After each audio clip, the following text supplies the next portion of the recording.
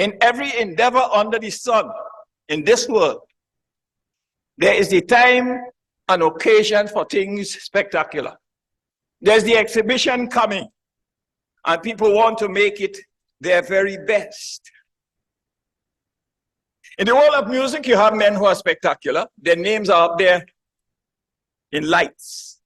And you know the great ones.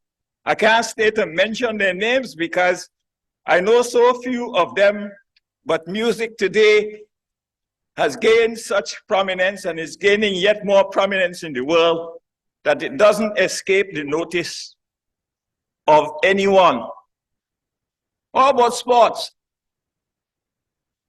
Some Christians know a lot about sports. Some Christians go in for sport. And in sports, you know, the strong,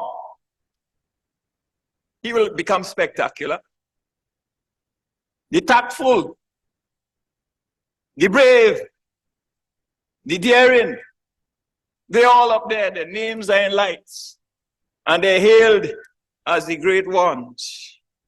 The world waits for the display, and it waits for that which is spectacular.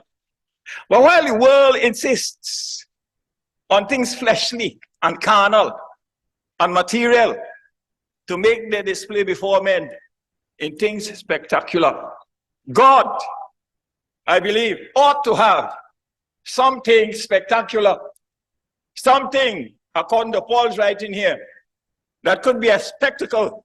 And first he says, we are made a spectacle unto the world, and to angels, and to men. If in the world there is the galaxy of the stars, if in the world there's that showpiece where men are decorated and hailed and revered, if I should say so, why shouldn't God have his showpiece? Why shouldn't God have his spectacularity where his precious ones are exhibited? Paul says, we are made a spectacle unto the world, to men, and to angels. I've said before, while men waits for that which is carnal and fleshly and material, God waits and he looks for that which is spiritual. Here we find that you have fools in God's gallery of spectacular ones. Fools. We move on. We see weak ones in God's gallery. Who will be like a fool here today?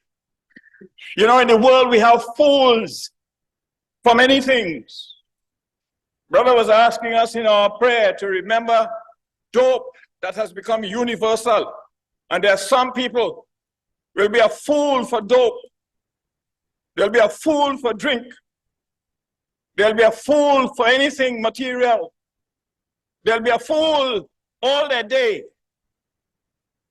rather than being a fool for Christ. Paul says, we are a spectacle. We are looked upon by the world. We are looked upon by angels. We are looked upon by men. I remember reading of a man in the Old Testament. He, as it were, entered God's gallery of spectacular ones, and God said to the devil, hast thou considered my servant Job? If ever in the Old Testament there was a man who stood out as being spectacular before men, before angels, before the world, is Job.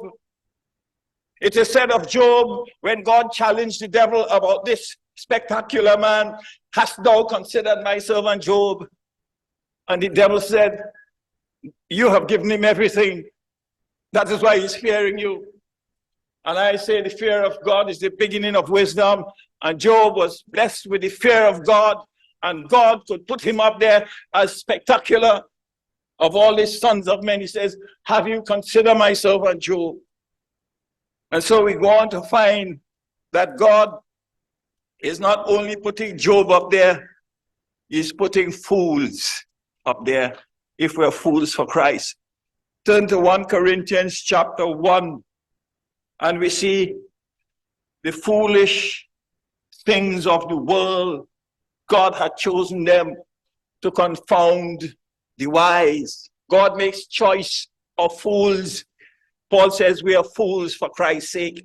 Now he's saying to the Corinthians, in other words, you think you're all right. In verse 8 he says, you are full. You are full. You have reigned as kings without us.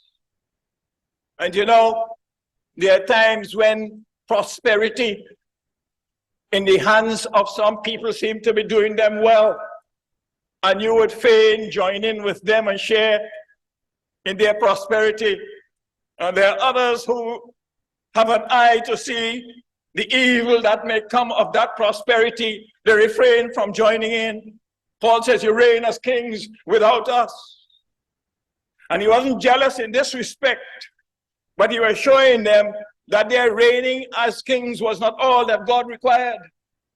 And perhaps their benefits and their privileges in their kingdom, so to speak, was not according to God's pattern. And he said, you have done it without us. Then he says, I would to God that you would indeed reign, that we might reign with you. So the reigning was not after the mind of God, at least not after the fancy of the Apostle Paul, but they were reigning. You think the Laodicean age in which we are living and the Corinthian age in which we are living suits the plans and purposes of God in every way? Not at all. Not at all. We're hearing about Christians wandering about, looking for this and looking for that. They seem to yearn for elevation. They seem to yearn for something different. They seem to yearn for something that appears to be higher. Not at all. Not at all. Paul says you reign without us, and we would to God that you did indeed reign, because there's a reign that is worthwhile under God. He goes on to say, verse 10, you are strong, but we are weak. You are strong, that we are weak. You remember 2 Corinthians, Paul felt himself hampered by an infirmity, and this infirmity, as it were, threw him down on his face from time to time. And he beseeched God that this thing would depart from him, whatever it was. Scripture doesn't say. And God's answer to him was, my strength is made perfect. My grace is sufficient for thee. God said to him, my strength is made perfect in weakness. And he goes on to say, most gladly, therefore, will I take pleasure in mine infirmity, that the power of Christ may rest upon me. And in this day and time, we are not satisfied with infirmities in the flesh. We are not satisfied with being weak. Everyone wants to be strong. Well, there's a strength that could be spiritual and beneficial to the kingdom of our God.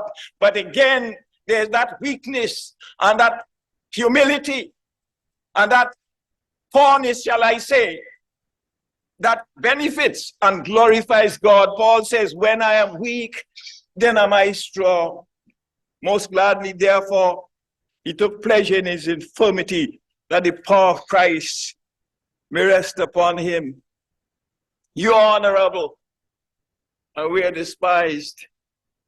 It's good to be honorable. It's good to be honored, and we honor our brethren sometimes.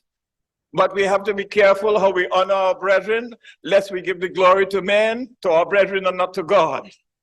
But Paul says, you are honorable. In Corinth, they were doing all right. Corinth, they were doing well. They were doing so well that there's so many marks against them in the epistle. And too often when a church is doing well, brethren, let me tell you this, too often when a church is doing well, we sit and we become easy and complacent. And we begin to fall back and we begin to degenerate, as it were. And we begin to go in the bypass of sin and all sorts of things that contrary to the mind of God. It is our experience from time to time. Paul says you are honorable. Look at this place. It's a lovely place. God has honored us with this place, but don't let this place hold us up. Let's continue to be on our face before God.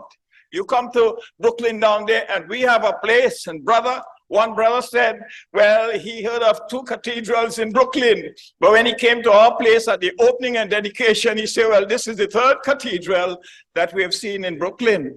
We thank that brother for the commendation. But this shouldn't come to our head, because that sort of honor, that sort of pride doesn't work with God in these times. It doesn't work at all with God. We should be on our faith. And I tell you, the more blessings that God bestows upon us is the more humble we should be. We should see ourselves unworthy of the least of his mercies, and day by day he loads us with his benefit, and we should come down before him. Paul says, you are honorable. You are honorable. But we are despised. And they're despised ones that God is pleased to go with. Let's look at James, and we'll see what James has to say about the despised ones. The Epistle to James, chapter 2.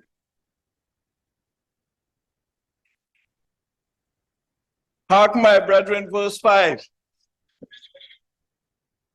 Hath not God chosen the poor of this world rich in faith,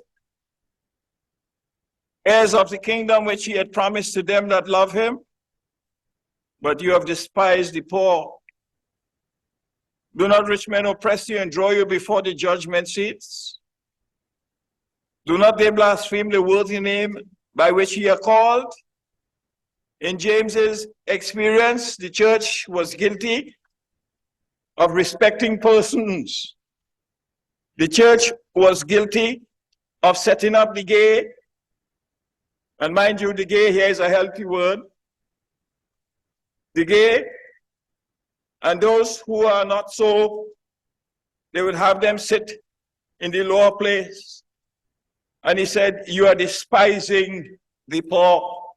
Corinth was guilty of this. Paul says, you despise me. You are honorable, but I am despised. You are honorable before men. I am despised before men.